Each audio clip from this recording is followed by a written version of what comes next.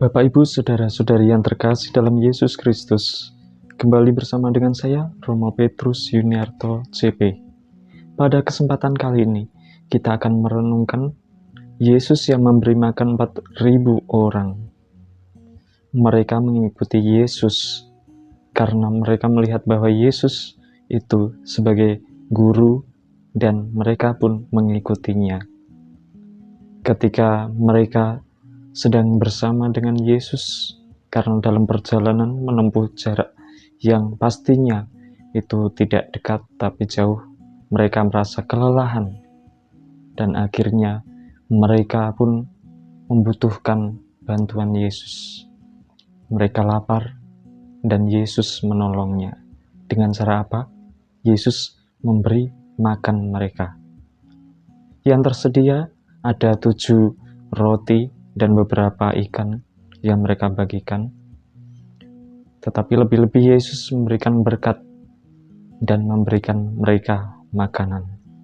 Bapak, Ibu, Saudara-saudari yang terkasih, tindakan Yesus ini merupakan tindakan belas kasihan, di mana dalam perjalanan mereka mendapatkan kesulitan, tantangan, dan akhirnya mereka merasakan lapar. Tetapi Yesus memberikan makanan. Inilah bukti bahwa Yesus memberikan belas kasihan. Memang menunjukkan bahwa Allah juga berbelas kasih, bahwa Tuhan Yesus itu memberikan rahmat berupa rezeki. Rezeki yang kita doakan setiap hari, yang kita minta dalam doa Bapa Kami tentunya, itu menunjukkan bahwa kita sebagai manusia itu mempunyai kelemahan dan akhirnya memohon kepada Tuhan suatu berkat dan rahmat.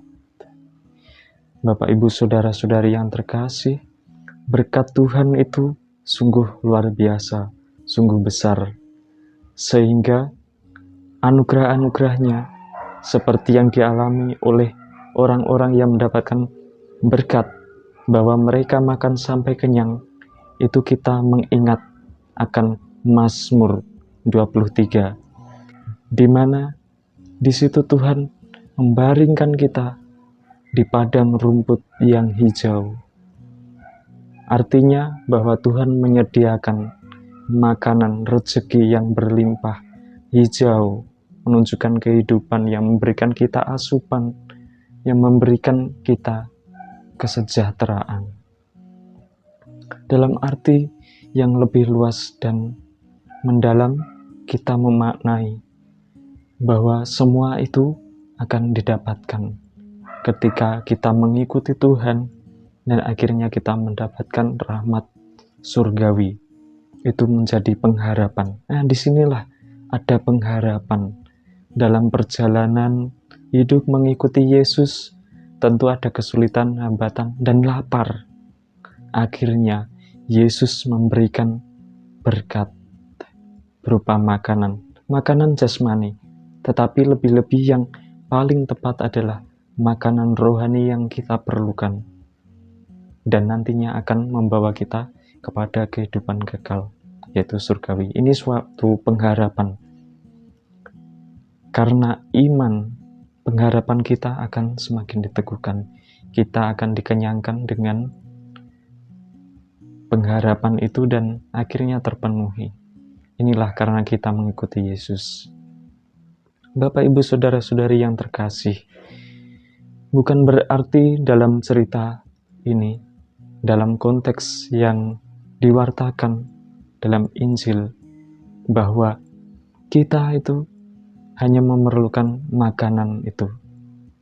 Tetapi apa yang ditampakkan oleh penulis ini adalah kemahakuasaan dari Tuhan sendiri, di mana Tuhan memberikan rahmat kepada manusia, sehingga kita sebagai manusia mendapatkan berkat berupa rezeki yang kita dapatkan.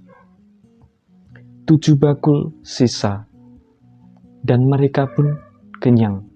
Ini menunjukkan bahwa kesempurnaan Tuhan itu melebihi apa yang kita dapatkan, melebihi apa yang kita dapat lakukan, melebihi hal yang jasmani.